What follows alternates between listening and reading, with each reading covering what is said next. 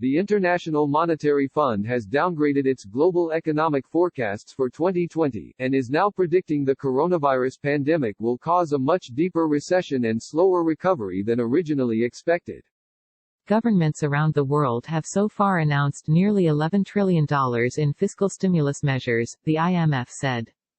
For the first time since the Great Depression, both advanced and emerging market economies will be in recession in 2020, IMF chief economist Geeta Gopinath warned.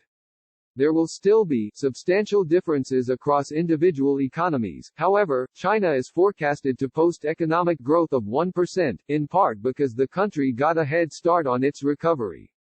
Other economies like India, for example, are forecast to shrink nearly 5%, while countries in Latin America like Mexico and Brazil could see GDP contract by around 10%, the IMF said. The COVID-19 pandemic has had a more negative impact on activity in the first half of 2020 than anticipated, and the recovery is projected to be more gradual than previously forecast, the organization said in its report.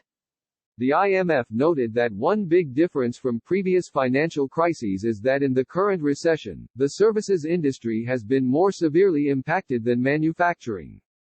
It is possible that with pent-up consumer demand there will be a quicker rebound, unlike after previous crises, Gopinath said. The IMF's economic predictions aren't quite as gloomy as those recently provided by the World Bank and Organization for Economic Cooperation and Development, which forecast global GDP to contract by 5.2% and 6%, respectively. Over half of the world has asked the IMF for emergency funding, Forbes. IMF, global growth will drop 3% amid worst outlook since Great Depression, Forbes.